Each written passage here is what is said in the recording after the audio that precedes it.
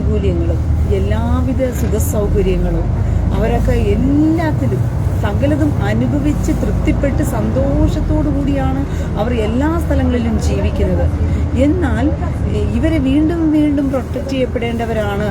അല്ലെങ്കിൽ ഈ പോപ്പുലേഷൻ കൂടുതലായിട്ടുള്ള ക്രിസ്തീയ രാജ്യങ്ങളാകട്ടെ, ഹിന്ദു രാജ്യങ്ങളാകട്ടെ, ഇവന്മാരുടെ രാജ്യമല്ലാതുള്ള മറ്റ് രാജ്യങ്ങൾ, അത് ഹിന്ദു രാജ്യമാകട്ടെ, അത് അല്ലെങ്കിൽ ക്രിസ്ത്യൻ രാജ്യങ്ങളാകട്ടെ, അല്ലാന്നുണ്ടെങ്കിൽ അത് യഹൂദന്മാരുടെ രാഷ്ട്രമാകട്ടെ, ഇവന്മാരുടെ അല്ലാത്ത ഒരു രാജ്യത്ത് ഇവർക്ക് മുൻ പ്രയോരിച്ച് കൊടുത്തു വേണം അവരെ വഴി നട. അവർക്ക് വേണ്ടിയിട്ട് ആനുകൂല്യങ്ങൾ എക്സ്ട്രാ കൊടുക്കണം. അവരെ കുറച്ചുകൂടി സെപ്പറേറ്റ് ആയിട്ട് കെയർ ചെയ്യണം. അവർക്ക് വേണ്ടി, അതായത് അവിടെയുള്ള പോപ്പുലേഷൻ കൂടുതലായി നിൽക്കുന്ന ജനത്തെക്കാളും മാനിക്കപ്പെടേണ്ടവരാണ്, അല്ലെങ്കിൽ കരുതപ്പെടേണ്ടവരാണ്, കീപ്പ് ചെയ്യപ്പെടേണ്ടവരാണ് എന്നുള്ള ഒരു തെറ്റായ ഒരു ഇൻഫർമേഷൻ ഈ ലോകം എല്ലാ ജനാധിപത്യ രാജ്യങ്ങളും സ്വീകരിച്ചിരിക്കുന്നത് എത്ര അപക്വമായിട്ടുള്ള തീരുമാനമാണെന്നാണ് ഞാൻ മനസ്സിലാക്കി വെച്ചിരിക്കുന്നത്. കാരണം അതുകൊണ്ട് വരാൻ പോകുന്ന അപകടം, ദൂഷ്യഫലങ്ങൾ കുറേശ്ശെ ഇവർ ആ രാജ്യത്ത് നേടിയെടുക്കുന്ന ആനുകൂല്യങ്ങൾ കൊണ്ട് ആ രാജ്യത്തെ തന്നെ പിൽക്കാലത്ത് അവർ എന്ത് ചെയ്യുകയാണ്, കീഴടക്കുകയാണ്. ആ രാജ്യത്തെ തന്നെ നിയന്ത്രിക്കുന്ന തരത്തിലേക്ക് അവർ ആയിത്തീരുകയാണ്. ഇങ്ങനെയുള്ളൊരു വലിയൊരു ഭയാനകതയിലേക്കാണ് സത്യം പറഞ്ഞു കഴിഞ്ഞാൽ ലോകം പോകുന്നതെന്ന് വേണം പറയാനായിട്ട്. ആക്ച്വലി അത് ലോകം മനസ്സിലാക്കുന്നില്ല എന്ന് വേണം പറയുവാനായിട്ട്. എൻ്റെ പ്രിയ സഹോദരങ്ങളെ, ഇപ്പം തന്നെ കഴിഞ്ഞ ദിവസം സ്പെയിന്, നോർവേ, പിന്നെ വേറൊരു രാജ്യം, ഇങ്ങനെ 3 രാജ്യങ്ങൾ കൂടി തീരുമാനമെടുത്തിരിക്കുകയാണ് പലസ്തീനെ ഒരു രാജ്യമായി അവർ അംഗീകരിച്ചിരിക്കുന്നു എന്ന് പറഞ്ഞുകൊണ്ട്. പലസ്തീനെ ഒരു രാജ്യമായിട്ട് അംഗീകരിക്കുന്നത്, പലസ്തീനെ പിള്ളേരെല്ലാം പിടിച്ചുകൊണ്ട് പോയിട്ട് ജോലിയൊക്കെ കൊടുത്ത് അവർ നിർത്തട്ടെ അവിടെ തന്നെ. ഇവരെയൊക്കെ കൊണ്ടുപോയിട്ട് അവർ രാജ്യമാക്കി അവർ നിർത്തി, ജോലിയൊക്കെ കൊടുത്ത് അവിടെ നിർത്തി, പോറ്റി പുലർത്തി, ഫുഡ് കൊടുത്ത്, വീടും കൊടുത്ത്, സിറ്റിസൺഷിപ്പും കൊടുത്ത് നിർത്തട്ടെ. എന്തേ ഇതൊന്നും വേണ്ടാത്തവർക്ക് ആർക്കും? അപ്പോൾ നമ്മുടെ സമൂഹത്തിൽ ഇവർ വളർന്ന് പന്തലിച്ച് കയറി സകല ആനുകൂല്യങ്ങളും കൈപ്പറ്റിക്കൊണ്ട് ഇവർ വളരാൻ വിടുകയാണ്. ഇവർക്ക് മാത്രം സ്പെഷ്യലായിട്ട് എന്താണ് ഉള്ളത്? ഇവർ ഇത്രമാത്രം പ്രൊട്ടക്റ്റ് ചെയ്യാൻ ഒന്നേ ഉള്ളൂ, ഇവരുടെ ഇരവാദ കരച്ചിൽ. ഇവർ എന്ത് തോന്നിവാസം കാട്ടിക്കൂട്ടിയാലും കൂട്ടമായിട്ട് കിടന്ന് കരയും. ഈ വർഗങ്ങൾ കൂട്ടമായിട്ട് തെരുവിലിറങ്ങും, കൂട്ടമായിട്ട് ആക്രമണം അഴിച്ചുവിടും, കൂട്ടമായിട്ട് ഇവർ പ്രതിരോധം തീർക്കും. ഈ ഒരു ഭയത്തെ കണ്ടുകൊണ്ടാണ് ഇവരെ പ്രൊട്ടക്റ്റ് ചെയ്യുന്നതും ഇവർക്ക് വേണ്ടുന്നത്. നമുക്ക് കരയുന്ന കുഞ്ഞിനേ പാലുള്ളൂ എന്നുള്ള ആ സമ്പ്രദായം കൈക്കൊള്ളുകയും അതിനനുസരിച്ച്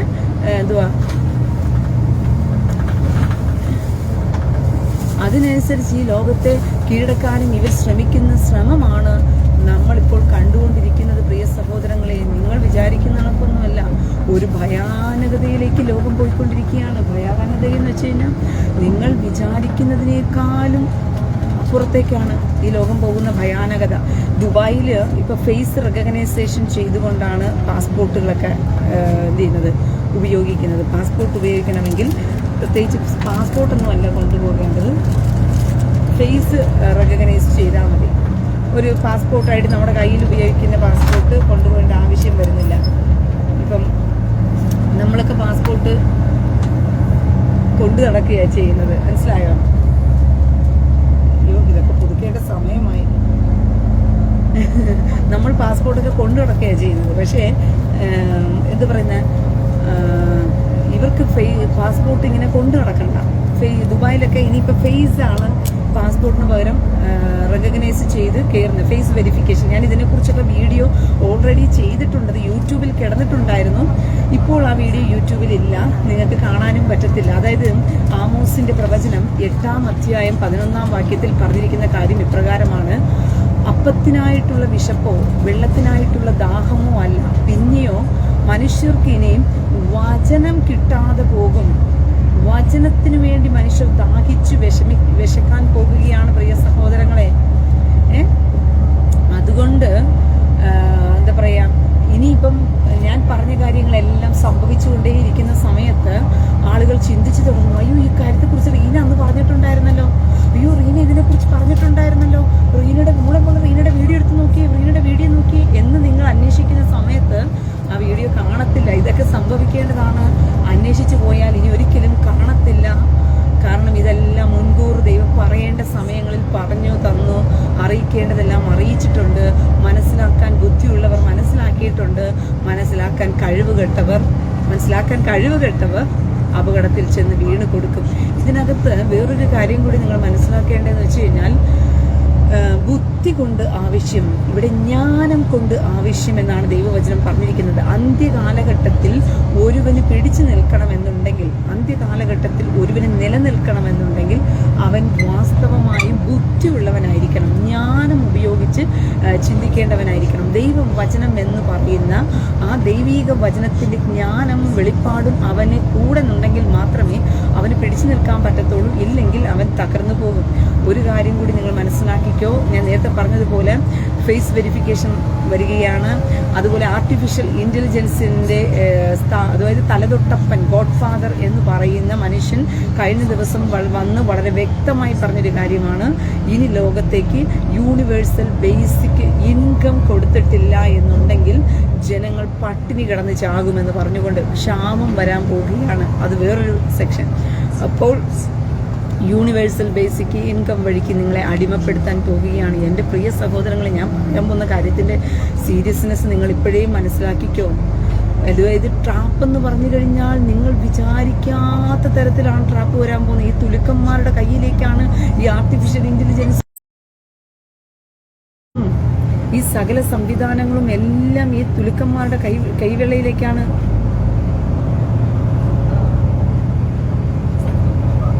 യെശയ്യാവ് 55:6 ദീപാ തൊതാ മോത്തിക്ക് കർത്താവിനെ കണ്ടെത്താകുന്ന സമയത്ത് അവിടുത്തെ അന്വേഷിപ്പിൻ, അവിടുന്ന് അടുത്തിരിക്കുമ്പോൾ അവിടുത്തെ വിളിച്ചപേക്ഷിപ്പിൻ.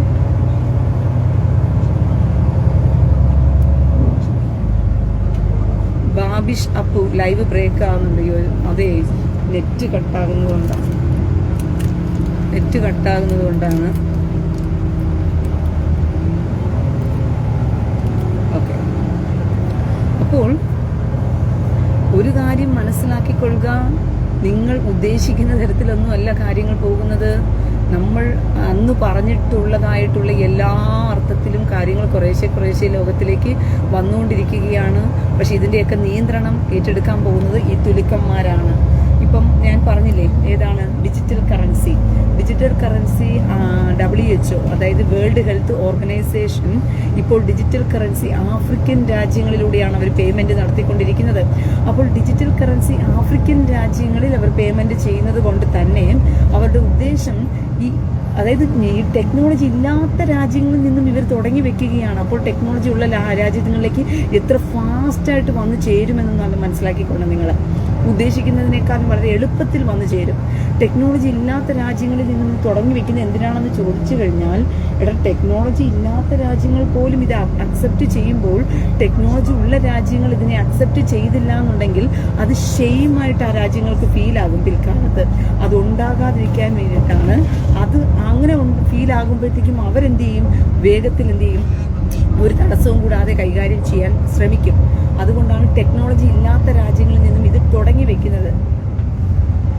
വീഡിയോ സ്റ്റില്ല് നിങ്ങൾക്ക് കാണുന്നുണ്ടോ? നെറ്റ് കറക്റ്റാണോ നിങ്ങൾക്ക് സഹോദരങ്ങൾ? നെറ്റ് കറക്റ്റാണോ? ഞാൻ പറയുന്നത് കേൾക്കാനും കാണാനും പറ്റുന്നുണ്ടോ? ആരെങ്കിലും എന്തെങ്കിലും ബുദ്ധിമുട്ടുണ്ടെങ്കിൽ ജസ്റ്റ് എന്നെ ഒന്ന് കമൻ്റ് ഇട്ടിരുന്ന് അറിയിച്ചാൽ എനിക്ക് വളരെ ഉപകാരമായിരുന്നു. ഒന്ന് പ്ലീസ് ആരെങ്കിലും ഒന്ന് കമൻ്റ് ഇടുമോ? ഞാൻ പറയുന്നത് മനസ്സിലാക്കാനായിട്ടുള്ള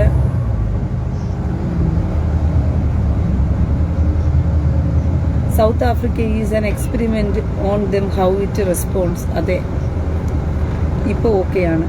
okay, 9 Davids. Okay, yes, it is fine. Okay, അപ്പോൾ ഇവർ ആഫ്രിക്കൻ രാജ്യങ്ങളിൽ നിന്നുമാണ് ഈ ടെക്നോളജി ഇപ്പോൾ കൊണ്ടുവരുന്നത്. അതായത് WHO ആണ്, അവിടെയാണ് നിങ്ങൾ ശ്രദ്ധിക്കേണ്ടത്. ഈ WHO കൊണ്ടുവരുമ്പോഴത്തേക്കും WHO ഉദ്ദേശം എന്ന് പറയുന്നത് WHO ബേസിൽ ഈ ആർട്ടിഫിഷ്യൽ ഇൻ്റലിജൻസിനെ സഹായത്തോടു കൂടി ഈ ഡിജിറ്റൽ കറൻസി കൊണ്ടുവന്നു കഴിഞ്ഞാൽ, WHO എന്ത് കൊണ്ടുവന്നു കഴിഞ്ഞാൽ ലോകം അത് അംഗീകരിച്ചേ പറ്റത്തുള്ളൂ. കാരണം അവർ ആരോഗ്യത്തെ പിടിച്ചു വെച്ചിട്ടാണ് നമ്മളെ എന്ത് ചെയ്യുന്നത്, ട്രാപ്പ് ചെയ്യാൻ പോകുന്നത്. അപ്പോൾ ആരോഗ്യത്തെ പിടിച്ചു വെച്ച് ട്രാപ്പ് ചെയ്യുന്ന സമയത്ത് നമുക്ക് പോയിട്ട് സുപ്രീം കോടതിയിൽ പോയി വാദിക്കാനോ ഒരു നിയമപരമായ ഒരു പോരാട്ടം കഴിക്കാനോ പറ്റത്തില്ല. കാരണം ഈ നിയമപരമായ പോരാട്ടം കഴിച്ചു കഴിഞ്ഞാൽ അവർക്ക് പറയാവുന്നതേ ഈ രോഗങ്ങൾ ട്രാൻസാക്ഷൻ കൈകൊണ്ട് നമ്മൾ കൊടുക്കുന്ന പണ ഇടപാടുകളിലൂടെ രോഗങ്ങൾ വരാൻ സാധ്യത കൂടുതലാണ്. അതുകൊണ്ടാണ് ഡിജിറ്റൽ പേയ്മെന്റ് ചെയ്യണമെന്ന് പറയുന്നത്. അങ്ങനെയാകുമ്പോൾ മനുഷ്യർ ഒരാളിൽ നിന്നും നമുക്ക് എന്ത് ചെയ്യാൻ പറ്റും? മനുഷ്യരെ പ്രൊട്ടക്റ്റ് ചെയ്യാൻ പറ്റും, രോഗങ്ങളിൽ നിന്നും അവരെ മാറ്റി നിർത്താൻ പറ്റും എന്ന് പറഞ്ഞു വന്നു കഴിഞ്ഞാൽ നമ്മൾ ട്രാപ്പ് ചെയ്യപ്പെടും. അപ്പോൾ വളരെ തന്ത്രപരമായിട്ടാണ് ഇവരെന്ത് ചെയ്യുന്നത്? ലോകത്തെ ഇപ്പോൾ കുടുക്കാൻ നോക്കുന്നത്. അങ്ങനെ കുറേശ്ശെ സത്യം പറഞ്ഞാൽ എന്തല്ലോ പ്രിയ സഹോദരങ്ങളെ, ട്രാപ്പ്. ഈ വേട്ടക്കാരൻ പക്ഷികളെ പിടിക്കാൻ കെണി വെച്ച് കൊണ്ടുപോകുന്നത് പോലെ തന്നെയാണ് ഇവർ കൊണ്ടുപോകുന്നത്. ഞാൻ പണ്ടേ ഒരു വീഡിയോക്കകത്ത് പറഞ്ഞൊരു കാര്യമാണ്. ആദ്യം ഇവരെന്ത് ചെയ്യും? കുറച്ച് ഇങ്ങനെ ഇട്ട് കൊടുക്കും വേട്ടക്കാരൻ വിത്തുകളെല്ലാം. അപ്പം ഈ കിളികൾ വന്ന് കൊത്തി കഴിക്കുമ്പോൾ ഇങ്ങനെ നോക്കി കഴിക്കും. ഒരു ട്രാപ്പ് സംഭവിക്കണില്ല. അപ്പോൾ കുറച്ചുകൂടി മുന്നോട്ട് നടന്നു പോകുമ്പോഴായിരിക്കും വേറെയും കുറച്ച് കിടക്കുന്നത്. അപ്പോൾ അവിടെയും കൊത്തിപ്പത്തി കറക്കി തിന്നും. അത് അപ്പം നമുക്ക് കുറച്ചുകൂടി സേഫ് ആണെന്ന് തോന്നും. അങ്ങനെ നടന്നു നീങ്ങിയിട്ടാണ് അവസാനത്തെ ട്രാപ്പാണ് കൊട്ട കമഴ്ത്തിയിട്ട് അവനെ എന്ത് ചെയ്യുന്നത്? പിടിക്കുന്നത്. ബിൻസി സന്തോഷ് ചേച്ചി, I work for A bank, all the transaction is done digital now. ഉണ്ടോ? അപ്പോൾ ഓൾ ദ ട്രാൻസാക്ഷൻ ഇന്ന് ഡിജിറ്റലൈസ് ചെയ്യപ്പെട്ടിരിക്കുകയാണ്. ഇത് നമ്മളെ കുറേശ്ശെ ഇപ്പോൾ നമുക്ക്, അപ്പം അതാ പറഞ്ഞത്, നിങ്ങളുടെ ബുദ്ധി എവിടെയാണ് നമ്മൾ തിരിഞ്ഞോടേണ്ടത്?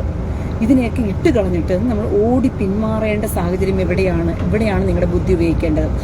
ഫസ്റ്റ് ഓഫ് ഓൾ നിങ്ങളുടെ ഡിജിറ്റൽ ട്രാൻസാക്ഷൻ ഓട്ടോമാറ്റിക്കലി നടക്കും.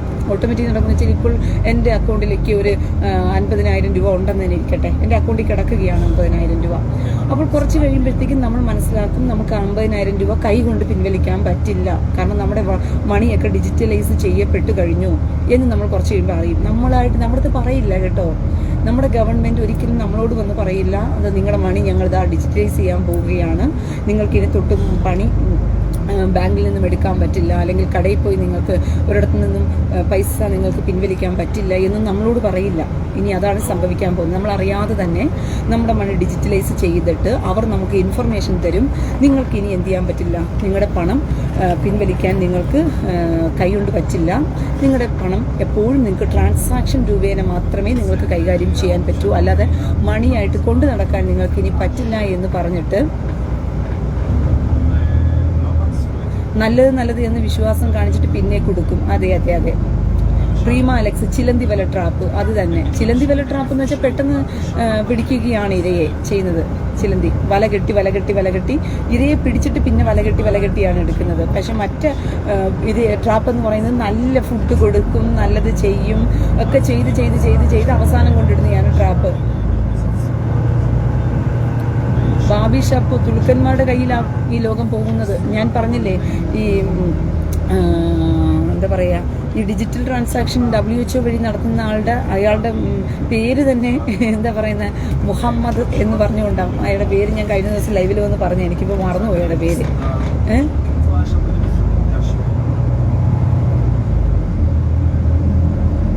Sajali Matthew, Reena, because you didn't come yesterday was worried. Don't worry. ഞാൻ വന്നില്ലെന്ന് പറഞ്ഞാൽ നിങ്ങൾ വിഷമിക്കേണ്ട. ഞാൻ എങ്ങനെയെങ്കിലും ഓടിയൊക്കെ വരും. ദൈവം എന്നെ അറിയിക്കേണ്ട ഇൻഫർമേഷൻ ഞാൻ അറിയിച്ചിട്ടേ ഞാൻ പോകത്തുള്ളൂ. അത് വേറെ വിഷയം. Total illusion. അതെ, അതുകൊണ്ട് ഒരു കാര്യം നിങ്ങൾ മനസ്സിലാക്കിക്കൊള്ളണം, നിങ്ങൾക്ക് എപ്പോഴാണ് ട്രാപ്പ് വരുന്നത്? ബുദ്ധിയോടെ ഇരിപ്പിൻ പ്രിയ സഹോദരങ്ങളെ, ബുദ്ധിയോടെ ഇരിപ്പിൻ. ഇനിയാണ് നിങ്ങൾ ബുദ്ധിയോടുകൂടി ഓരോ ദിവസങ്ങളെയും നോക്കി മുന്നോട്ട് പോകേണ്ടത്. നിങ്ങൾക്ക് എപ്പോഴാണ് ട്രാപ്പ് വരാൻ പോകുന്നതെന്ന് ചോദിച്ചു കഴിഞ്ഞാൽ, നിങ്ങൾ അറിയാതെ നിങ്ങളുടെ പൈസകൾ ഡിജിറ്റലൈസ് ചെയ്യപ്പെടും. നിങ്ങൾക്ക് ഡിജിറ്റൽ ട്രാൻസാക്ഷൻ മാത്രമേ നടക്കത്തുള്ളൂ. എല്ലാം ചെയ്തു വരുന്ന സമയത്ത് ഓട്ടോമാറ്റിക്കലായിട്ട് നിങ്ങളുടെ ഫോണിലേക്ക് നിങ്ങൾ ഒരു ദിവസം ട്രാൻസാക്ഷന് വേണ്ടി പോകുന്ന സമയത്ത് നിങ്ങൾക്ക് ട്രാൻസാക്ഷൻ നടക്കാതെ വരുന്ന ഒരു സിറ്റുവേഷൻ വരും. ശ്രദ്ധിച്ചിരിക്കണം നിങ്ങൾ എവിടെയാണ് നിങ്ങളുടെ ബുദ്ധിയെ ഉപയോഗിക്കേണ്ടതെന്നും എവിടെയാണ്. ഒരു മിനിറ്റ്, ഒരു ഡൗട്ട് ചേച്ചി. ക്ലീറ്റസ് ജേഷലോ, ബെഞ്ചമിൻ നെതന്യാഹുവിനെ അധികാരത്തിൽ നിന്ന് താഴെ ഇറക്കി സുഡാപ്പി ഇസ്രായേൽ അധികാരത്തിൽ വരുന്നത് മുതലാണ് ഇസ്രായേലിന്റെ അധംപതനം ആരംഭിക്കുന്നതെന്ന് പറയുന്നത് ശരിയാണോ? ഇല്ല മോനെ, സുഡാപ്പി ഒന്നും അങ്ങനെ വരത്തൊന്നുമില്ല. ബെഞ്ചമിൻ നെതന്യാഹുവിനെ താഴെ ഇറക്കിയിട്ട് സുഡാപ്പികൾ ഒരിക്കലും ഇസ്രായേലിൽ അധികാരം പിടിച്ചെടുക്കാൻ പോകുന്നില്ല. അതായത് ഇസ്രായേലിന് അധികാരം പിടിച്ചെടുക്കാൻ പോകുന്നത് ഇലുമിനാറ്റികളായിരിക്കും. ഇലുമിനാറ്റികൾ എന്ന് പറയുമ്പോഴത്തേക്കും അതായത് എന്താ പറയുന്ന ഇപ്പം യായർ ലപ്പീദ്, ബെനറ്റ് നഫ്താലി ഇവരൊക്കെ ഇലുമിനാറ്റിയുടെ ഒരു സപ്പോർട്ടും ബലത്തിൽ നിൽക്കുന്നവരാണ്. യായർ ലപ്പീദും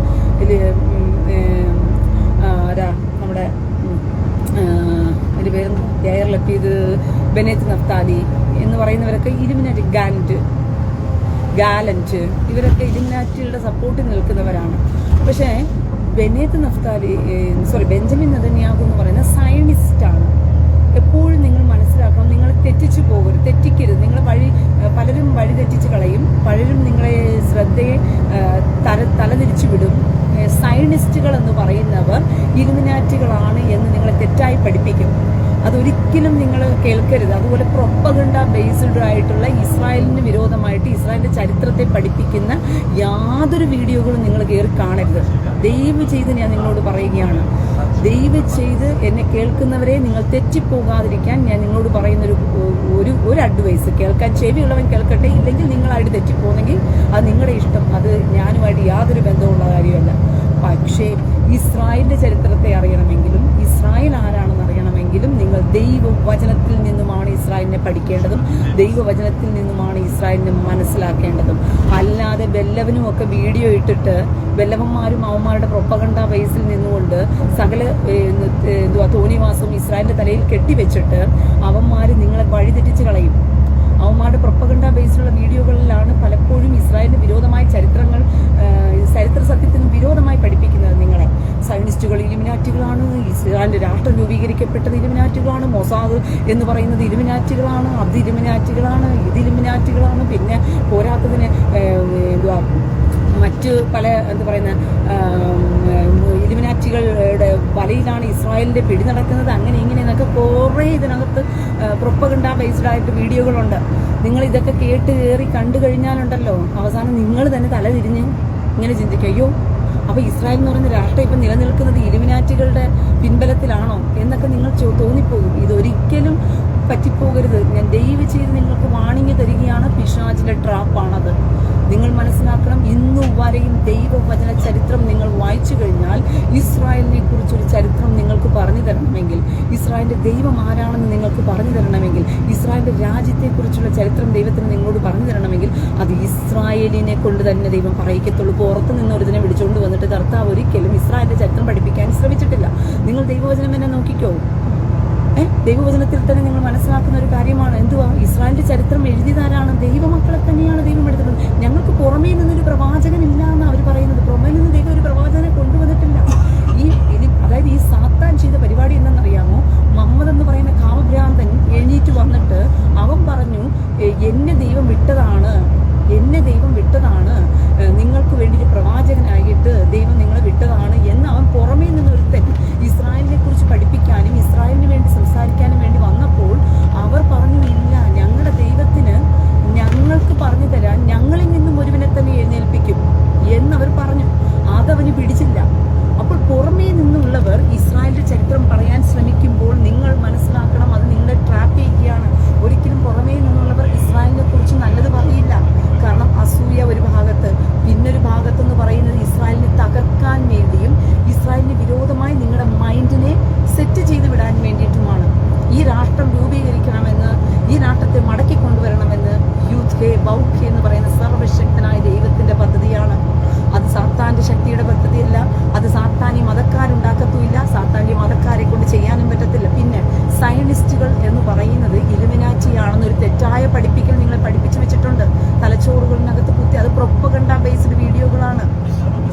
മനസ്സിലായോ? ബി കെയർഫുൾ പ്രിയ സഹോദരങ്ങളെ. സയനിസ്റ്റുകൾ ഒരിക്കലും ഇലുമിനാറ്റികളല്ല. സയനിസ്റ്റുകളിനകത്ത് ചിലപ്പോൾ ഇലുമിനാറ്റികൾ എവിടെയും ഒരു ഡ്യൂപ്ലിക്കേറ്റ് കയറി വരുമല്ലോ. ആ കയറി വരുന്നത് നമുക്ക് വിഷയമേ അല്ല.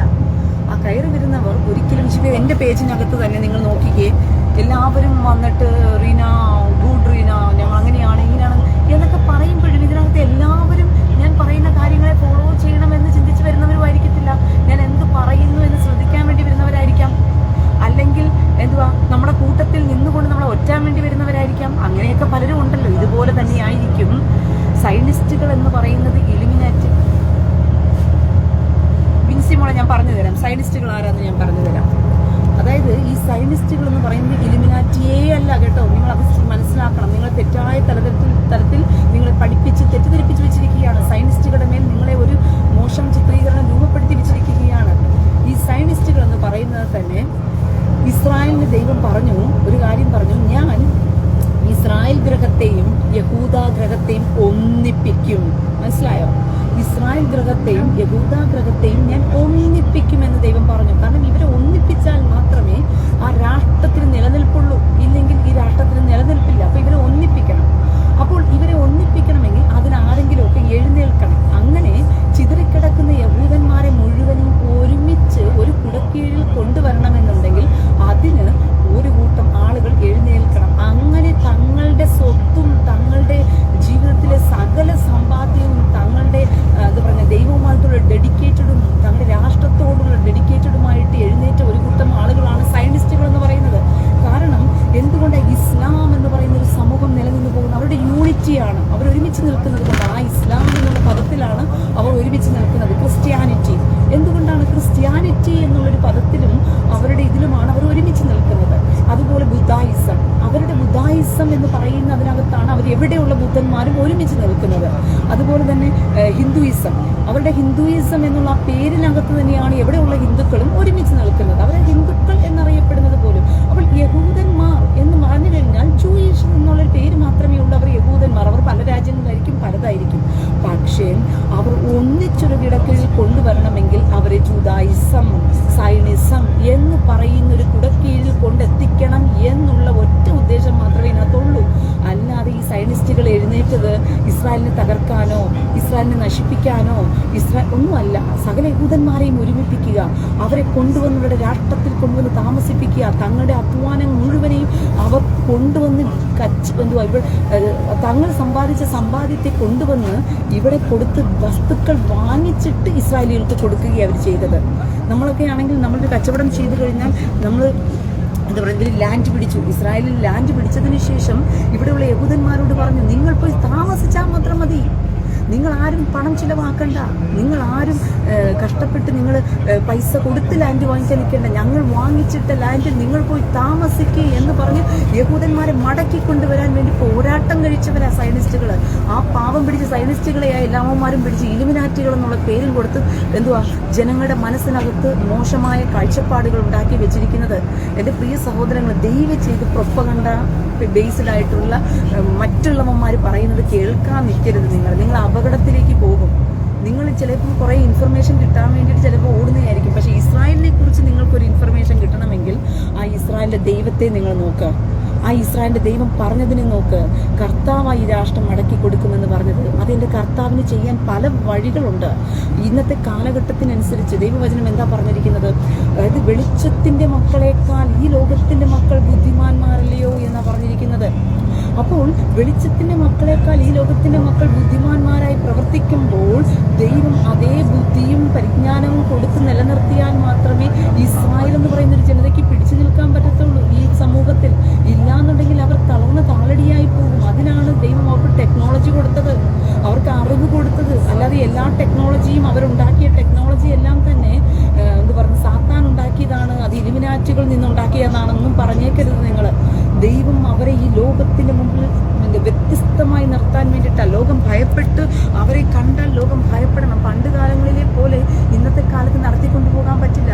കർത്താവ് ഭയങ്കര എന്താ പറയുക, യുക്തിപരമായിട്ട് കാര്യങ്ങൾ ചെയ്യുന്ന ദൈവമാണ്. കാലഘട്ടത്തിനനുസരിച്ച് ദൈവം എന്ത് ചെയ്യും? അവരെ നിയന്ത്രിച്ച് ദൈവം കൊണ്ടുപോകും. പ്രിയ സഹോദരങ്ങളെ, അതിൽ ചിലരെ ദൈവം തിരഞ്ഞെടുക്കും. ടിറ്റു മാത്യു ക്രിസ്ത്യാനിറ്റി എന്ന് പറയുന്ന ഒരിക്കലും ഒന്നിക്കില്ല റീനാമ. അതെനിക്കറിയാം, ക്രിസ്ത്യാനിറ്റി ഒന്നിക്കില്ല. പക്ഷെ ആ ക്രിസ്ത്യാനിറ്റി എന്നുള്ളൊരു പദം ലോകത്തിലുള്ള ക്രിസ്ത്യാനികളെ മുഴുവനും വിളിക്കപ്പെടുന്നുള്ളൊരു പദമാണ്. അപ്പോൾ ക്രിസ്ത്യാനിറ്റി എന്ന് പറയുമ്പോൾ അവർ ഉണ്ട്, ക്രിസ്ത്യൻ എന്ന് പറയുന്നൊരു സമൂഹമുണ്ട് എന്ന് ലോകത്തിനെ അറിയിക്കുന്നതാണ്. ഇപ്പം നമ്മൾ പോപ്പുലേഷൻ എടുക്കുന്ന സമയത്ത് എങ്ങനെയാണ് പോപ്പുലേഷൻ എടുക്കുന്നത്? ക്രിസ്ത്യാനിറ്റി എന്ന് പറഞ്ഞുകൊണ്ടാണ് പോപ്പുലേഷൻ എടുക്കുന്നത്. ആ ക്രിസ്ത്യാനികൾ എത്രയുണ്ട് ലോകത്ത്? അപ്പോൾ ഇത്രയും കോടി ക്രിസ്ത്യാനികളുണ്ട് എന്ന് പറഞ്ഞാൽ പോപ്പുലേഷൻ എടുക്കുന്നത്. റേച്ചൽ ജോൺ അങ്ങനെ ആരെങ്കിലും പറഞ്ഞോ മോളെ? എനിക്ക് മനസ്സിലായില്ല. ചോദ്യം ചേച്ചി റേച്ചൽ ചേച്ചി, എനിക്ക് ചോദ്യം മനസ്സിലായില്ല. Binsi Santhosh, God has speaked Israel as special children of God. ഇത് ഞാൻ നിങ്ങൾക്ക് പറഞ്ഞു തരണം, കുറച്ചുകൂടി ഡീപ്പായിട്ട് നിങ്ങൾക്ക് ഈ കാര്യം ഞാൻ പറഞ്ഞു തരണമെന്ന് വിചാരിച്ചിട്ടാണ്. ഇന്നലെ തന്നെ ഞാൻ വരണമെന്ന് വിചാരിച്ചിരുന്നതാണ്, പക്ഷേ എനിക്ക് കഴിഞ്ഞില്ല ഇന്നലെ വരാൻ വേണ്ടിയിട്ട്. നിങ്ങൾ തെറ്റിപ്പോകാതിരിക്കാൻ വേണ്ടി ഞാനൊരു കാര്യം നിങ്ങളോട് പറയുകയാണ്. ഇസ്രായേൽ യഹൂദൻ്റെ കൊമ്പിൽ തൂങ്ങിപ്പിടിച്ച് കിടക്കുക. നിങ്ങൾ അവസാന നിമിഷം വരെയും ആ കൊമ്പിൽ തൂങ്ങിപ്പിടിച്ച് കിടന്നില്ലെന്നുണ്ടെങ്കിൽ ഈ ലോകം മുഴുവനും കാറ്റടിച്ച് ചെതറിപ്പോകുന്ന സമയത്തും ആ യഹോശുവ മശിഹ എന്ന് പറയുന്ന ആ വേരിനകത്ത് വളർന്നു വന്ന സ്റ്റെമ്മില്ലേ, ആ സ്റ്റെം എന്ന് പറയുന്നത് യഹൂദന്മാരാണ്. ആ സ്റ്റെമ്മിൽ നിന്നും പുറപ്പെട്ടു പോയ ആ സ്റ്റെം എന്ന് പറയുന്നതാണ് ഈ 12 ഗോത്രം. മനസ്സിലായോ? അതായത് ഇസ്രായേലിൻ്റെ ആ റൂട്ടെന്ന് പറയുന്നത്, ആ വേരെന്ന് പറയുന്നത് നമ്മുടെ കർത്താവായ യഹോശുവ മശിഹയാണ്. ആ റൂട്ടിൽ നിന്നും പുറപ്പെട്ടു വന്നതാണ് ഈ 12 ഗോത്രം എന്ന് പറയുന്ന സ്റ്റെം, ഇസ്രായേലിൻ്റെ സ്റ്റെം. അതിൽ നിന്നും ബ്രാഞ്ചസ്, കൊമ്പുകളെന്ന് പറയുന്നതാണ് ഇസ്രായേൽ സന്തതികളെന്ന് പറയുന്നത്. അങ്ങനെ ദൈവം ഇസ്രായേൽ സന്തതിയോടുള്ള കരുണയും ഇസ്രായേൽ സന്തതിയോടുള്ള വിശ്വാസതയും ഇസ്രായേൽ സന്തതിയോടുള്ള ദൈവത്തിൻ്റെ പ്രീതിയുമാണ് പ്രിയ സഹോദരങ്ങളെ കാട്ടൊലിവുകളെ കൊണ്ടുവന്ന് ഇതിനോട് ഒട്ടിക്കുന്നത്. അത് നിങ്ങൾ മറന്നു പോകരുത്. ഒരു കാര്യം നിങ്ങൾ ശ്രദ്ധിച്ച് മനസ്സിലാക്കിക്കൊള്ളണം. അതായത് വേരിൽ നിന്നും വെള്ളം അടിച്ചെടുക്കാൻ ക്രിസ്ത്യാനി ഇപ്പോഴും ചിന്തിച്ചു വെച്ചിരിക്കുന്നത് എന്തോ ക്രിസ്ത്യാനി രക്ഷിക്കപ്പെട്ട് കഴിഞ്ഞപ്പോൾ ക്രിസ്ത്യാനി എങ്ങാണ്ട് കർത്താവിനോട് പോയി ചോദിച്ചു കഴിഞ്ഞാൽ കർത്താവ് അങ്ങ് ക്രിസ്ത്യാനിക്ക് അങ്ങ് വാരിക്കോരി അങ്ങ് തള്ളിക്കൊടുക്കുന്ന ക്രിസ്ത്യാനിയുടെ പൊതുവെയുള്ള സ്വഭാവം. ഇപ്പം ഞാനൊരു കാര്യം നിങ്ങളോട് പറഞ്ഞുതരാം. ഞാൻ പ്രസവിക്കുന്ന സമയത്ത്, അല്ലെങ്കിൽ ഞാനൊരു അമ്മ, നിങ്ങൾ ഏകദേശം അമ്മമാരാണല്ലോ, അപ്പന്മാരും ആണല്ലോ. ഇനി അപ്പന്മാരും അമ്മമാരും ആകാത്തവർ ഈ അപ്പന്മാരും അമ്മമാരുമായിട്ടുള്ള ഫീലിങ്സ് വെച്ചിട്ട് നിങ്ങൾ ചിന്തിച്ചാലും മതി. ഒരു കാര്യം മനസ്സിലാക്കിക്കൊള്ളണം. ഒരമ്മ ഉദരത്തിലാണ് ചുമക്കുന്നത്. ഈ അമ്മ ഉദരത്തിൽ ചുമക്കുന്ന സമയം മുതലേ ഈ കുഞ്ഞിനെ സ്നേഹിക്കുകയാണ്. ഞാൻ പറയുന്നത് ശ്രദ്ധിച്ച് കേട്ടോണം. ഒരമ്മ ഒരു കുഞ്ഞിനെ ഉദരത്തിൽ ചുമക്കുന്ന സമയം മുതലേ ആ കുഞ്ഞിനെ അമ്മ സ്നേഹിക്കുകയാണ്. ആ സ്നേഹം നിമിത്തം ആ അമ്മ കൊച്ചിനുള്ള വസ്ത്രം മേടിക്കും, ആ കൊച്ചിനുള്ള ചെരുപ്പ് മേടിക്കും, അതിന് വേണ്ടിയിട്ടുള്ള എന്താ പറയുന്നത് മുഖത്തിടാനുള്ള ക്രീം, അതിനെ പുതപ്പിക്കാനുള്ള ടവല്, അതിനെ കുളിപ്പിക്കാനുള്ള ഇത്, പിന്നെ എന്തുവാ ആ കൊച്ചിന് അമ്മ കൂടുതൽ ഇച്ചിരി ഭക്ഷണം കൂടുതൽ കഴിക്കുന്നത് പോലും അയ്യോ എൻ്റെ കുഞ്ഞിന് ആരോഗ്യം കിട്ടണം എന്ന് പറഞ്ഞുകൊണ്ട് ആ സ്നേഹത്തിലാണ് ബാക്കിയുള്ള കാര്യങ്ങളൊക്കെ അമ്മ ചെയ്യുന്നത്. ആണല്ലോ, നോർമലി അങ്ങനെയാണല്ലോ. ഒരമ്മ ഉദരത്തിൽ കിടക്കുന്ന കൊച്ചിനെ കണ്ടിട്ടില്ല, കാണാതിരുന്നിട്ട് പോലും അതിനോടുള്ള സ്നേഹം നിമിത്തമാണ് അതിനുള്ള സകല കാര്യങ്ങളും ചെയ്തു കൊടുക്കുന്നത്. ഇതാണ് ഒരു അമ്മയും മക്കളും തമ്മിലുള്ള ബന്ധം. മനസ്സിലായോ? ഒരമ്മയും മക്കളും എന്നുള്ള ബന്ധം ഇതാണ്. ആ സ്നേഹമാണ് ആദ്യം ഉണ്ടാകുന്നത്. സ്നേഹത്തിൽ നിന്നാണ് ബാക്കിയുള്ള കാര്യങ്ങൾ നമ്മൾ ചെയ്തു കൊടുക്കുന്നത് മക്കൾക്ക്. ഇതാണ് ഏതമ്മമാരോട് ചോദിച്ചാലും അറിയാൻ പറ്റുന്ന കാര്യമാണിത്. കാരണം നമ്മൾ എത്ര തന്നെ മക്കൾ മോശക്കാരായിട്ട് പോട്ടെ, എത്ര തന്നെ മക്കൾ നമ്മളോട് അനുസരണക്കേട് കാണിക്കട്ടെ, എന്നാലും ഈ സ്നേഹം ഉള്ളിൽ കിടക്കുന്നത് കൊണ്ട് അവരുടെ അനുസരണക്കേട് നമുക്ക് വിഷമം തോന്നിക്കത്തില്ല, അവരുടെ മോശം പ്രവൃത്തി നമ്മളെ വേദനിപ്പിക്കത്തില്ല. വേദനിപ്പിക്കുമായിരിക്കും, അതൊരു സെക്കൻഡോ 2 സെക്കൻഡോ. അത് കഴിയുമ്പോഴും ഈ സ്നേഹം എന്നുള്ള വികാരം വീണ്ടും എന്ത് ചെയ്യും? അവരെ ഹഗ് ചെയ്യാൻ തോന്നിക്കും, അവർക്ക് വേണ്ടത് ചെയ്തു കൊടുക്കാൻ തോന്നിക്കും. ഇതാണ് ആ ബന്ധത്തിൻ്റെ യാഥാർത്ഥ്യം എന്ന് പറയുന്നത്. ഒരു അമ്മയും മക്കൾ. ഒരു പിതാവാകട്ടെ, ഒരു പിതാവാണെങ്കിലും കുഞ്ഞിനെ കണ്ടിട്ടില്ല, ഭാര്യയുടെ വയറ്റിനകത്ത് കുഞ്ഞ് കിടക്കുകയാണ്, ആ വയറ്റിൽ പോയിട്ട് കുഞ്ഞിനെ ചുംബിക്കും ആ പിതാവ്. എന്തുകൊണ്ടാണ്? അദ്ദേഹം സ്നേഹത്തിലാണ് അത് ചെയ്യുന്നത്. അയ്യോ എൻ്റെ കുഞ്ഞ് വരാൻ പോകുന്നു, എൻ്റെ ചക്കര കൊച്ച് വരാൻ പോകുന്നു, അത് സ്നേഹമാണ് അവിടെ പുറപ്പെടുവിക്കുന്നത്. അപ്പോൾ മക്കൾ എന്നുള്ള ബന്ധത്തിൽ വരുമ്പോൾ സ്നേഹത്തിൽ തുടങ്ങിയതാണ് പിന്നീട് ചെയ്യുന്ന സകലതും. ഇപ്പം പിടികിട്ടിയോ? ഇതാണ് മക്കളും എന്നുള്ളൊരു പ്രത്യേകത. ഇനി അടുത്തത് ഞാൻ പറയാം. ഞാൻ റോട്ടിൽ കൂടി നടന്നു പോകുകയാണ്. ഞാനൊരു അമ്മയാണ്, എനിക്ക് 2 മക്കളുണ്ട്. ഞാൻ നോക്കുമ്പോൾ വഴിയിലൊരു കൊച്ചു കിടക്കുന്നു. അതിനെ ചെളിയിലും ചേറിലും അഴുക്കിലുമായിട്ട് ഇങ്ങനെ കിടക്കുകയാണ്. ഉടനെ ഞാൻ ആ കൊച്ചിനെ കയ്യിലെടുക്കുക. അത് സ്നേഹത്തിലല്ല കയ്യിലെടുക്കുന്നത്. ഇനിയെങ്കിലും ക്രിസ്ത്യാനിയെ നിങ്ങൾ മനസ്സിലാക്കിയില്ലെങ്കിൽ നിങ്ങൾ പെട്ടുപോകും. ഇവിടെയാണ് ക്രിസ്ത്യാനി വഞ്ചിക്കപ്പെടുന്നത്.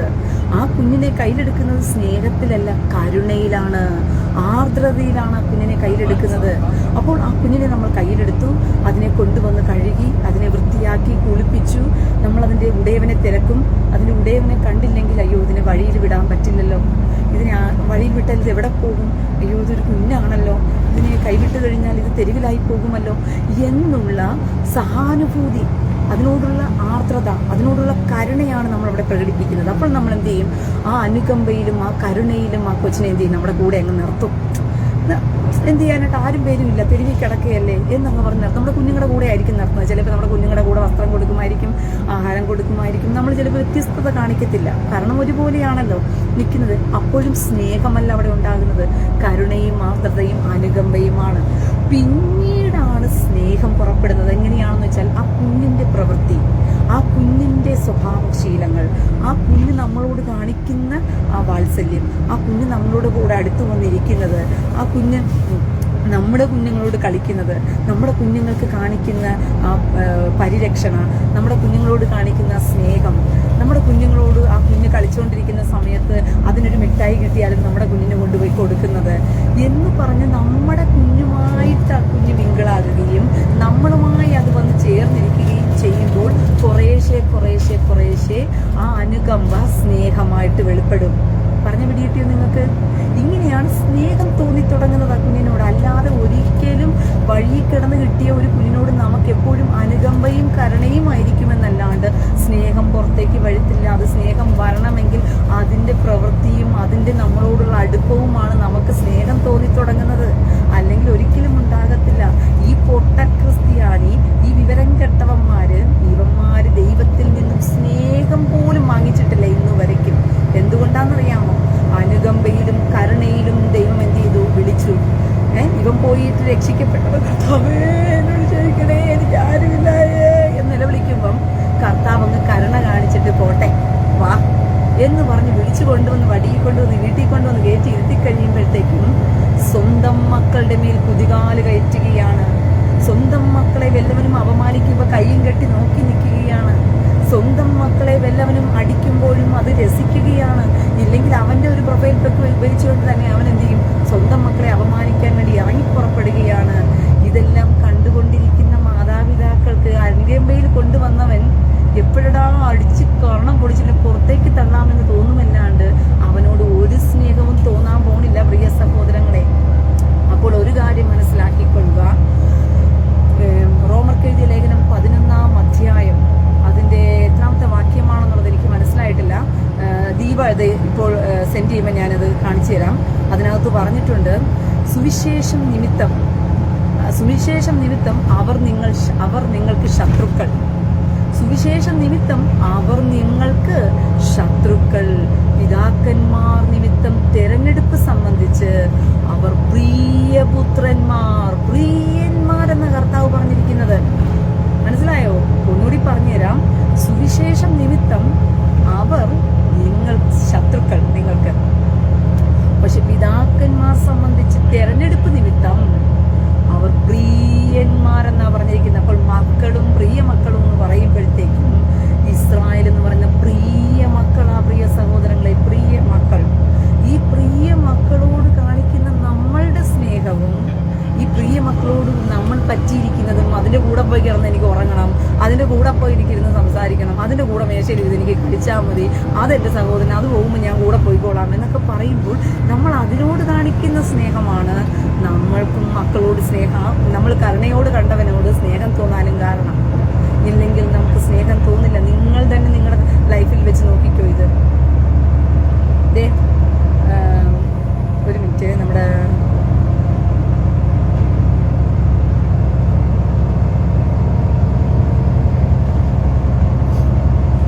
റോമർക്ക് എഴുതിയ ലേഖനം 11-ാം അധ്യായം 28-ാം വാക്യം, സുവിശേഷം സംബന്ധിച്ച് അവർ നിങ്ങൾ നിമിത്തം ശത്രുക്കൾ, തിരഞ്ഞെടുപ്പ് സംബന്ധിച്ചോ പിതാക്കന്മാർ നിമിത്തം പ്രിയന്മാരെന്നാ പറഞ്ഞിരിക്കുന്നത്. അപ്പം എന്തുകൊണ്ടാണ് സുവിശേഷം നിമിത്തം അവർ സുവിശേഷം സംബന്ധിച്ച് അവർ നിങ്ങൾ നിമിത്തം ശത്രുക്കള്? സുവിശേഷം അവർ അംഗീകരിച്ചില്ല, അതുകൊണ്ട് കർത്താവ് തള്ളിക്കളഞ്ഞു, ശത്രുക്കളാണ്. അങ്ങനെ നിങ്ങൾ പറഞ്ഞുണ്ടാക്കും. നിങ്ങളങ്ങനെ പറയും അവർ ശത്രുക്കളാണെന്ന് പറഞ്ഞു. പക്ഷെ നിങ്ങൾ മനസ്സിലാക്കിക്കൊള്ളും, പിതാക്കന്മാർ സംബന്ധിച്ച്, തിരഞ്ഞെടുപ്പ് സംബന്ധിച്ച് അവർ പിതാക്കന്മാർ നിമിത്തം പ്രിയ മക്കളാണെന്നേ. അത് സന്തതികളെ നമ്മൾ ഇപ്പം അപ്പൂപ്പനും അമ്മൂമ്മയും പ്രസവിച്ച മക്കളാണെന്ന് പറയാം. പക്ഷെ ആ പ്രസവിച്ച മക്കൾ പെറ്റിട്ട കുഞ്ഞുങ്ങളുണ്ട്, പേരക്കുട്ടികളെന്ന് പറയും. ഈ അമ്മമാര് സ്നേഹിക്കുന്നതിനേക്കാളും കൂടുതൽ സ്നേഹിക്കുന്നത് അപ്പൂപ്പനും അമ്മൂമ്മയുമാണ് ഈ പേരക്കുട്ടികൾ.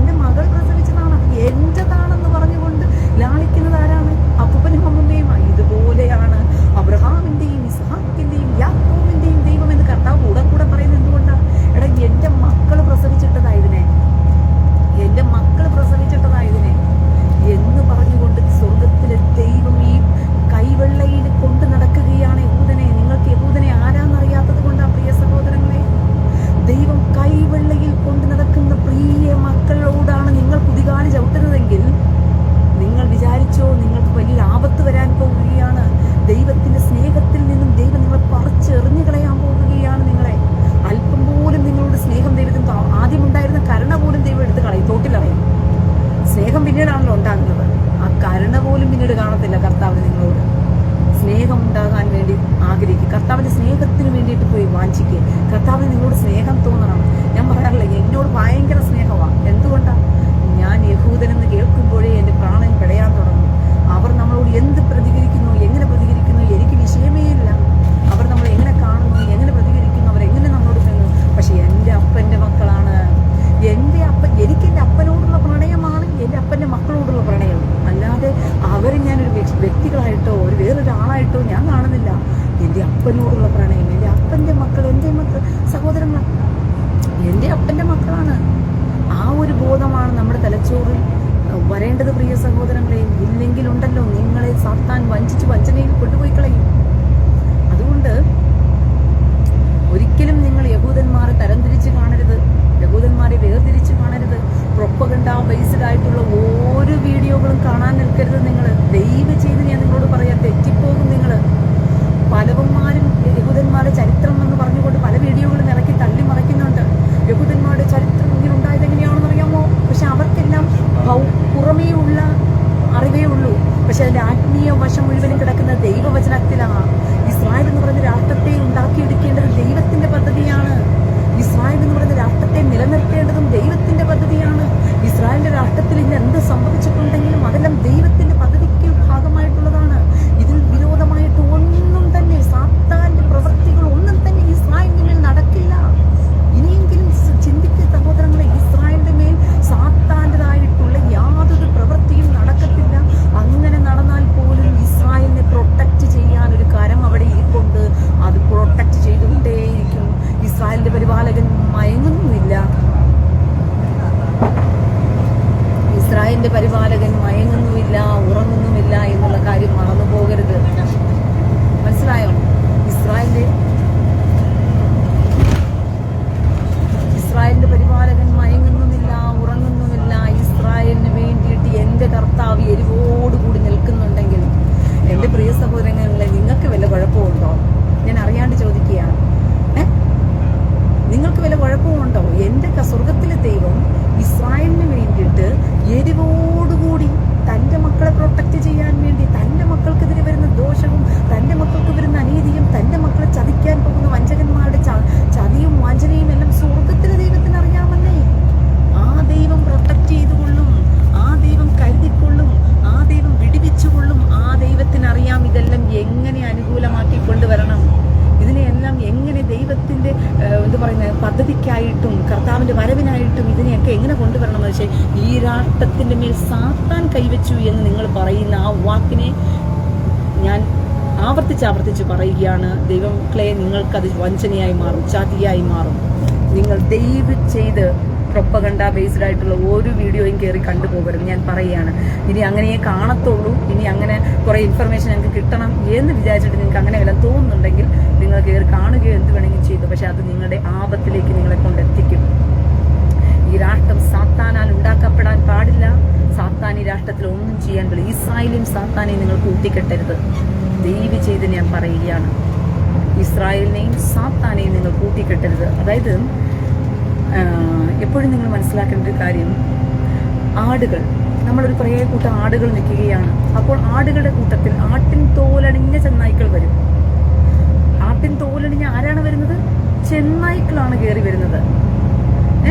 അപ്പോൾ ആട്ടിൻ തോലണിഞ്ഞ ചെന്നായ്ക്കൾ അതിനകത്തോട്ട് കയറി വരുമ്പോഴത്തേക്കും നമ്മൾ പറയുകയാണ്, അയ്യോ അതെ കുറേ നല്ല ആടുകളുമുണ്ട്, കുറേ കൊള്ളാത്ത ആടുകൾ നിൽക്കുന്നു എന്നാരെങ്കിലും പറയുമോ? ഇപ്പം ആട്ടിൻ തോലണിഞ്ഞ് വന്നതുകൊണ്ട് നമുക്കതിനെ വലിയ ഗുണവും ആടിൻ്റെതായ അത്ര സ്പെഷ്യാലിറ്റി ഒന്നും കാണത്തില്ല അതിന്. പക്ഷേ മറ്റത് ആടുകളാണ്, ആടുകൾക്ക് കാണാൻ നല്ല സൗന്ദര്യവും ഒക്കെയുണ്ട്. അപ്പം നമ്മൾ പറയുമോ, ദേ ആടുകൾ നിൽപ്പുണ്ട്, വലിയ ഗുണമില്ലാത്ത കുറേ ആടുകൾ നിൽപ്പുണ്ട് എന്നാരെങ്കിലും ആ ചെന്നായ്ക്കളാണെന്ന് മനസ്സിലായവർക്ക് അതിനെ ആടെന്ന് പറയാൻ പറ്റുമോ? ഈ ചെന്നായ്ക്കളാണെന്ന് കണ്ടവർക്ക് ആട്ടിൻ തോലണിഞ്ഞ് വന്നത് ചെന്നായാണെന്ന് നമുക്കറിയാം. അങ്ങനെ ഇരിക്കെ നമുക്ക് ആർക്കെങ്കിലും പറയാൻ പറ്റുമോ, ഈ നല്ല ആടുകളുടെ കൂട്ടത്തിൽ കുറേ കൊള്ളാത്ത ആടുകൾ കിടപ്പുണ്ട് എന്ന് പറയാൻ പറ്റുമോ? നല്ല ആടുകളുടെ കൂട്ടത്തിൽ ചെന്നായ്ക്കൾ വന്നിട്ടുണ്ട് എന്നേ പറയാൻ പറ്റത്തുള്ളൂ. അപ്പോൾ ചെന്നായ്ക്കളാണ്. അതിനെ ആടുമായി തുലനം ചെയ്യാൻ പറ്റില്ല. ഇതുപോലെ ഇസ്രായേൽ സന്തതിയാണ്. ഇസ്രായേൽ ചിലപ്പം സാത്താന്റെ അജണ്ടയിൽപ്പെട്ട കുറേ പേര് വന്നിട്ടുണ്ടാകാം. ഇസ്രായേലിനകത്ത് ചിലപ്പോൾ പൈശാചിക പ്രവൃത്തികൾക്ക് വേണ്ടി ചിലർ വെളിപ്പെട്ടിട്ടുണ്ടാകാം. അത് ഇസ്രായേലിന്റെ ചിലപ്പോൾ യഹൂദന്റെ പേരിലായിരിക്കാം വെളിപ്പെട്ടിരിക്കുന്നത്. യഹൂദന്റെ പേരും പറഞ്ഞായിരിക്കാം നടക്കുന്നത്. പക്ഷെ അവൻ യഹൂദൻ എന്നുള്ള പദത്തിന് അർഹനല്ല.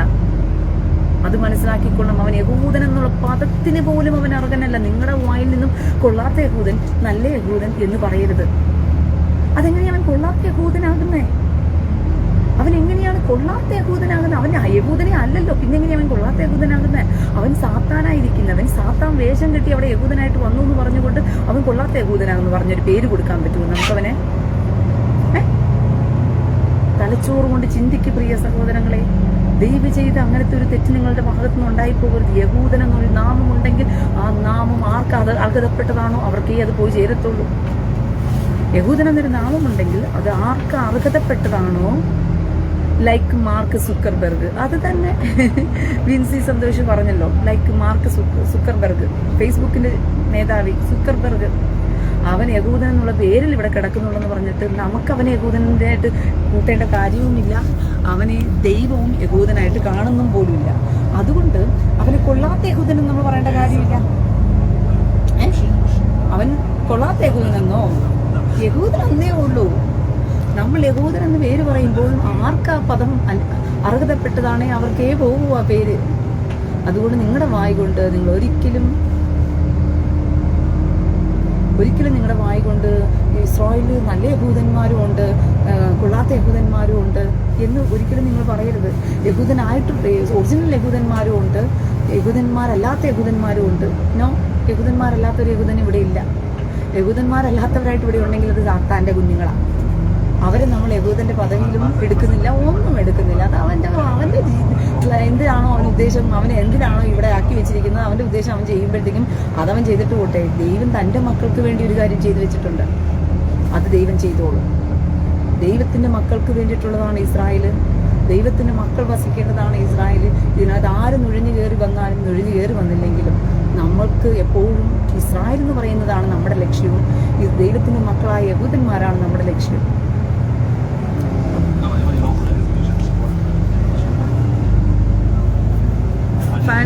ഫ്രാൻസിസ് ടി, അവർ ഫ്രാൻസി ഡ്രസ്സ് കെട്ടി വന്നവർ മാത്രമാണ് അങ്ങനെ. ജൂലി ജോൺസൺ, അതെ, യഹൂദന്മാർ അല്ലാതിരിക്കെ യഹൂദൻ എന്ന് പേര് പറഞ്ഞുകൊണ്ട് സാത്താന്റെ പള്ളിയിൽ നിന്നും അവരെ പുറത്തു കൊണ്ടുവരുമെന്നാണ് ദൈവം പറഞ്ഞത്. അപ്പോൾ സാത്താനാണ് യഹൂദന്മാർന്ന് പേര് പറഞ്ഞുകൊണ്ട് യഹൂദന്മാർ അല്ലാതിരിക്കുന്നവന്മാർ സാത്താന്റെ പള്ളിയിൽ നിന്നും ദൈവം പുറത്തു കൊണ്ടുവരുമെന്നാണ് പറഞ്ഞത്. അപ്പോൾ യഹൂദന്മാർന്ന് പേര് പറഞ്ഞ ആട്ടിൻ തോലണിഞ്ഞ ചെന്നായ്ക്കളെന്ന് പറയത്തില്ലേ, ആട്ടിൻ തോലണിഞ്ഞ ചെന്നായ്ക്കള്. അപ്പോൾ ആട്ടിൻ തോലണിഞ്ഞ ചെന്നായ്ക്കളാണെന്ന് നമുക്ക് ചെന്നായെന്ന് മനസ്സിലായപ്പോൾ പിന്നെ നമ്മൾ അത് ആടെന്ന് പറയേണ്ട കാര്യമില്ലല്ലോ അവനെ. ആട്ടിൻ തോലണിഞ്ഞവനെന്ന് പറഞ്ഞാൽ പോലെ ആടെന്ന് പറയേണ്ട കാര്യമില്ലല്ലോ അവനെ. അപ്പോൾ എപ്പോഴും ആ നോളജ് നിങ്ങൾ ഉപയോഗിക്കുക, എപ്പോഴും അങ്ങനെ ശ്രദ്ധിക്കുക പ്രിയ സഹോദരങ്ങളെ. ഞാനിത് നിങ്ങളോട് പറയുന്നത് ഒരു കാരണവശാലും നിങ്ങൾ യാതൊരു വിധത്തിലും തെറ്റിപ്പോകാതിരിക്കാൻ വേണ്ടിയിട്ടാണ്. നിങ്ങളോടുള്ള സ്നേഹവും നിങ്ങളോടുള്ള വാത്സല്യവും നിമിത്തമാണ് ഞാനിത് പറയുന്നത്. കാരണം പ്രൊപ്പഗണ്ട ബേസ്ഡ് ആയിട്ട് കുറേ വീഡിയോസുകൾ ഇറങ്ങിയിട്ടുണ്ട്.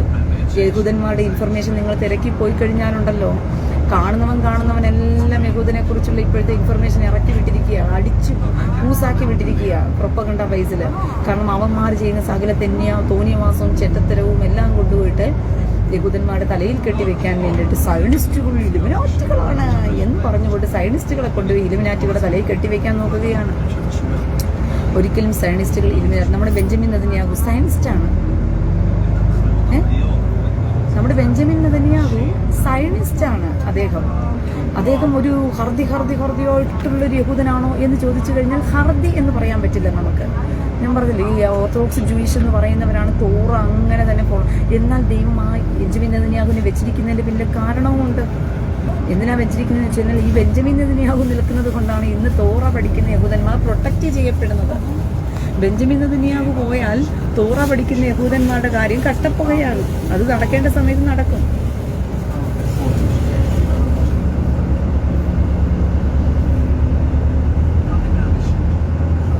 റേച്ചൽ ജോൺ, മോളെ ഞാൻ അങ്ങനെയുള്ള വീഡിയോസ് കണ്ടിട്ടില്ല. അങ്ങനെയുള്ള വീഡിയോസ് ഉണ്ടോ? അയ്യോ ഉണ്ട്, അതുകൊണ്ട് കാണാതിരിക്കുക. ഞാൻ ആവശ്യമില്ലാത്തൊരു വീഡിയോസും കാണാറില്ല മോളെ. ഞാൻ സമയം കിട്ടുമ്പോഴൊക്കെ ബൈബിൾ വായിച്ചിരിക്കും. നല്ല കാര്യം, ഇത് മതി. അത് മതി ആൻറ്റി, വേറെ ഒന്നും ചെയ്യാൻ പോണ്ട.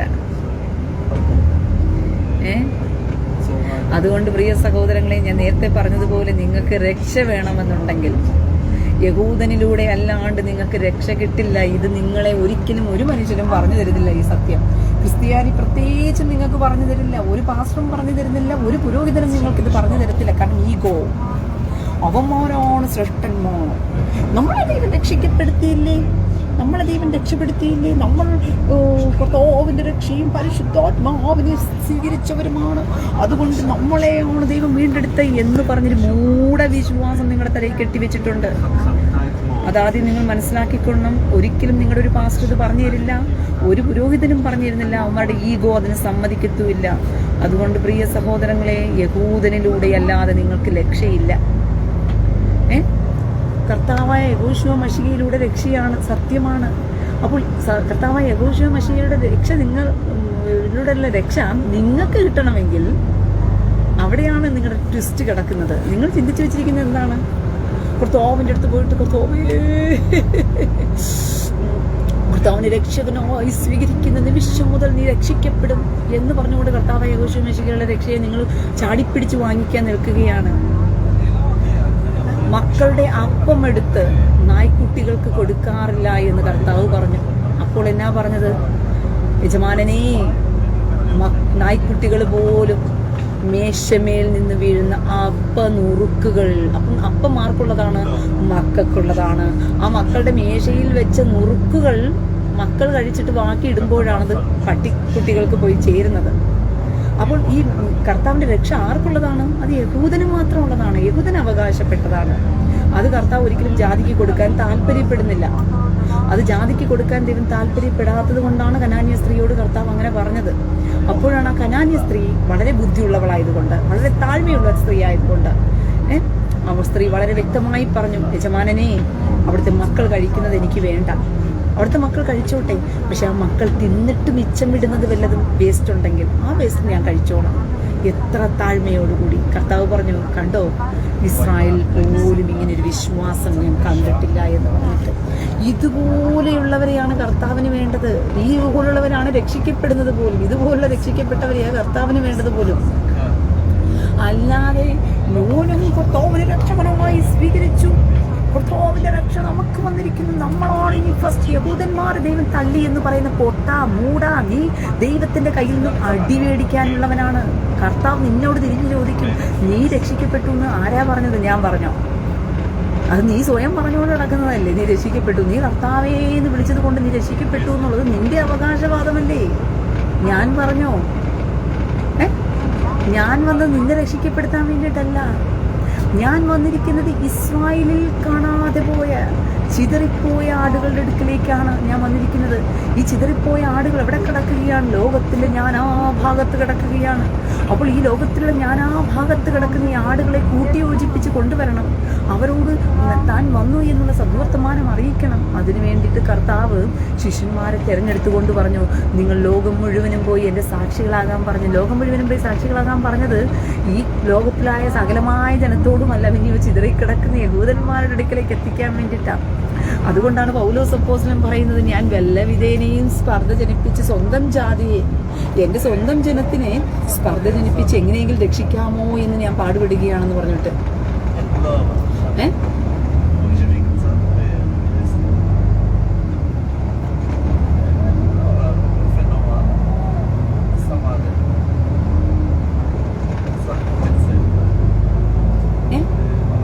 അപ്പോൾ പൗലോസ് പോലും പറയുകയാണ്, ഞാൻ വല്ല വിധേനയും ഞാൻ പോയിട്ട് എന്ത് ചെയ്യാം? എൻ്റെ സഹോദരന്മാർക്ക് സ്പർദ്ധ ജനിപ്പിച്ച്, സ്വന്തം ജാതിക്കാർക്ക് തന്നെ സ്പർദ്ധ ജനിപ്പിച്ച് വല്ല വിധേനയും അവരെ രക്ഷിക്കാമോ എന്ന് ഞാൻ നോക്കുകയാണെന്നാണ് പൗലോസ് പറയുന്നത്. പൗലോസ് പോലും ജാതികളടുത്ത് സുവിശേഷം എത്തിച്ചത് പോലും ആ കൂട്ടത്തിലുള്ള യഹൂദനെ പിടിക്കാൻ വേണ്ടിയിട്ടായിരുന്നു. അതുപോലെ തന്നെ കർത്താവ് ശിഷ്യന്മാരെ മുഴുവനും ലോകത്ത് മുഴുവനും പറഞ്ഞു വിട്ടത്, എൻ്റെ ആടുകൾ എൻ്റെ ശബ്ദം കേൾക്കും, എൻ്റെ ആടുകൾ എൻ്റെ ശബ്ദം കേൾക്കും. ആരാ ആടുകൾ? ഞാൻ ഇസ്രായേലിൽ കാണാതെ പോയ ആടുകളുടെ അടുക്കിലേക്കാണ് വന്നത്. അപ്പോൾ ആ ആടുകൾ അവരുടെ ഉള്ളിലാണ്, അവരുടെ ഹൃദയത്തിലാണ് കർത്താവ് എന്ത് ചെയ്തിരിക്കുന്നത്? ന്യായപ്രമാണം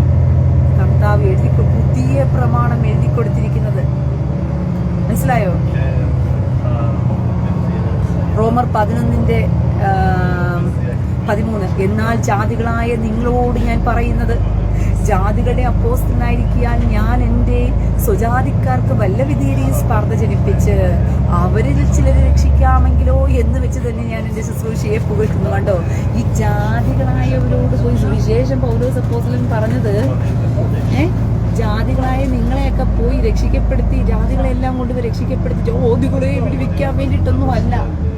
പിന്നെയോ ഈ ജാതികളുടെ അടുത്ത് പോയി സുവിശേഷം പറയുന്ന കൂട്ടത്തിൽ യഹൂദനെ കണ്ടുപിടിക്കാൻ വേണ്ടിയിട്ടാണ്. ജാതികളുടെ അപ്പോസ്തലനായിരിക്കും ഞാൻ സ്വജാതിക്കാർക്ക് വല്ല വിധേയനെയും സ്പർദ്ധ ജനിപ്പിച്ച് അവരിൽ ചിലരെ രക്ഷിക്കാമെങ്കിലോ എന്ന് വെച്ച് തന്നെ ഞാൻ എൻ്റെ ശുശ്രൂഷയെ പുകഴ്ത്തുന്നു. പൗലോസിന്റെ ശുശ്രൂഷ എന്തായിരുന്നു? തൻ്റെ ജാതിക്കാരെ രക്ഷപ്പെടുത്തിയെടുക്കണം. അപ്പോൾ അതിനെ അവരെ കണ്ടുപിടിക്കണമെങ്കിൽ ഞാൻ ജാതികളുടെ ഇടയിലേക്ക് പോകണം എന്നുള്ളതായിരുന്നു. മനസ്സിലായോ? അങ്ങനെയാണ് പൗലോസ് അപ്പോസ്തലൻ ജാതികളുടെ ഇടയിലേക്ക് ഓടിയത്.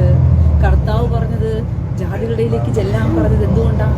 അതിനകത്തുള്ള യഹൂദനെ കൊടുത്തിട്ട് പിടിക്കാൻ വേണ്ടിയിട്ടാണ്. എൻ്റെ പ്രിയ സഹോദരങ്ങളെ, ഇന്ന് നിങ്ങളുടെ മനക്കണ്ണുകൾ കത്തുന്നുണ്ടെങ്കിൽ, നിങ്ങളുടെ അന്തരംഗത്തിൽ യഹൂദനെന്ന് കേൾക്കുമ്പോൾ നിങ്ങൾക്ക് തുടിപ്പുണ്ടെങ്കിൽ, ഇസ്രായേൽ എന്ന് കേൾക്കുമ്പോൾ നിങ്ങളുടെ ഹൃദയം നിറഞ്ഞു കവിയുന്നുണ്ടെങ്കിൽ, യെരുശലേം എന്ന് കേൾക്കുമ്പോൾ നിങ്ങളുടെ കണ്ണുകൾ നിറഞ്ഞൊഴുകുന്നുണ്ടെങ്കിൽ, ഒരു കാര്യം മനസ്സിലാക്കിക്കോ, ആ ചിതറിപ്പോയ ആടുകളുടെ ബാക്കി പത്രമാണ് നിങ്ങൾ. അതുകൊണ്ടാണ് ആ വികാരം നിങ്ങൾക്കുണ്ടാകുന്നത്. അങ്ങനെയുള്ളവർക്ക് മാത്രമേ അന്ത്യകാലത്ത് രക്ഷയുള്ളൂ. അല്ലാത്ത ഒരുത്തനും ഇല്ല. പ്രിയ സഹോദരങ്ങളെ, നിങ്ങളെ തെറ്റിദ്ധരിപ്പിച്ചു വെച്ചിരിക്കുകയാണ്. ഇനി ഇതിനകത്ത് വേറൊരു രസം എന്ന് പറയുന്നത്, ദൈവവചനം ഇപ്രകാരം പറയുന്നു.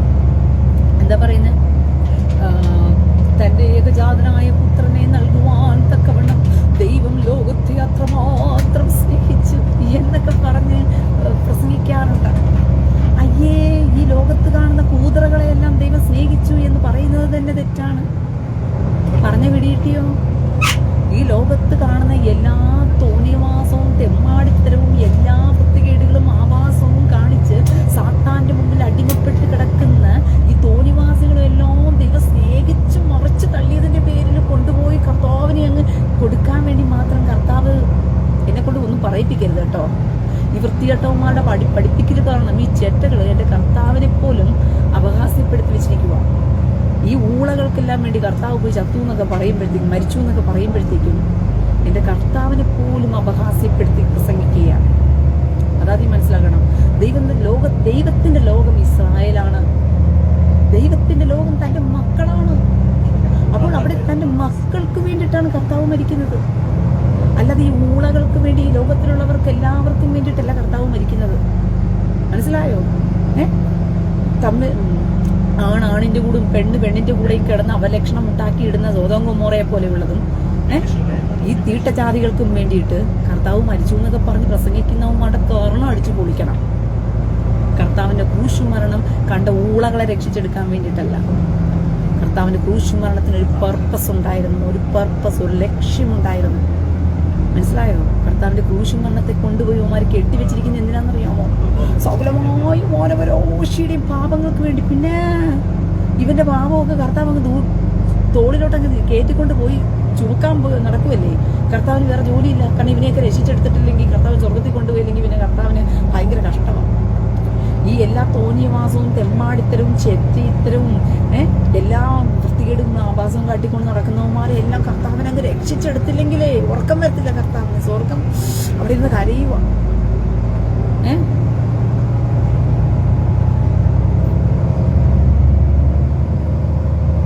മുഹമ്മദ് അസ്ലാമേ, നീ പോയിട്ട് പിന്നെ വാ കേട്ടോ. എനിക്ക് കുറച്ച് സീരിയസ് ആയിട്ടുള്ള കാര്യങ്ങളൊക്കെ പറയാനുണ്ട്. ആ സമയത്ത് തീട്ടത്തിന് ഇവിടെ അവസരമില്ല. തീട്ടങ്ങൾക്ക് ഇവിടെ സാധാരണ അവസരമില്ല.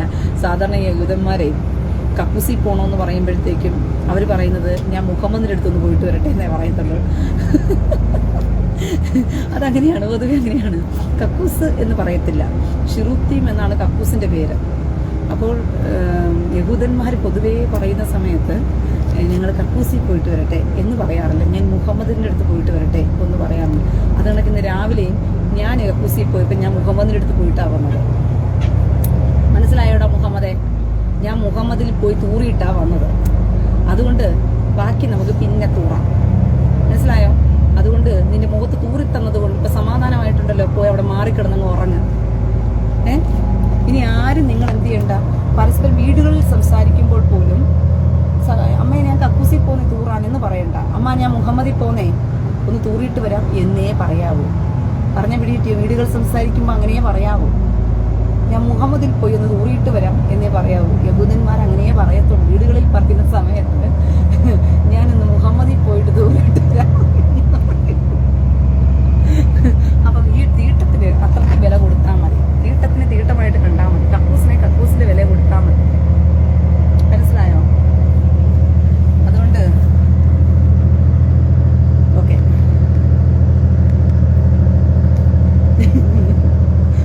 രാവിലെ അവന്റെ മുഖത്ത് തൂറി വെച്ചത് അവന് മതിയായി കാണും മുഖമതില്. അതുകൊണ്ട് തീട്ടജാതിക്ക് ഈ വിലയേ ഉള്ളൂ. സത്യമായിട്ട് നിങ്ങൾ വീടുകളിൽ അങ്ങനെയേ പറയാവൂ. ഈ പന്ന ചെകുത്താനെ നിങ്ങൾ അങ്ങനെ വീടുകളിൽ സംസാരിക്കണം. മക്കളോട് പറയുന്ന സമയത്ത് പറയണം, കക്കൂസിൽ പോവുകയാണെന്ന് അഥവാ പറഞ്ഞിട്ട് പോകാൻ ഉദ്ദേശിക്കുന്നുണ്ടെങ്കിൽ, മോനെ ഞാൻ മുഹമ്മദിന്റെ അടുത്തുനിന്ന് പോവുകയാണെ കുറച്ച് എന്നെ വിളിക്കാതെ എന്ന് പറയണം. പറയും മുഹമ്മദിന്റെ അടുത്തു, അതെവിടെയാമ്മ? കക്കൂസിൽ പോന്നടാ എന്നങ്ങ് പറയണം. മനസ്സിലായോ? അങ്ങനെ ഓക്കെ, ഞാൻ വിഷയത്തിലോട്ട് വരട്ടെ.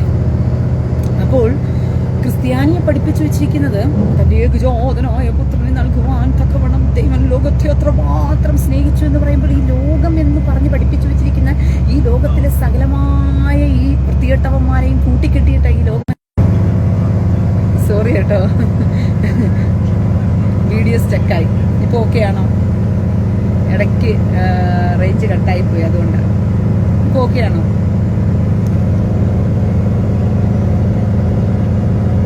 ഇപ്പോൾ ഓക്കെ ആണോ? ജൂലി ജോൺസൺ, സൗണ്ട് ഇല്ല. സൗണ്ട് ഉണ്ടോ?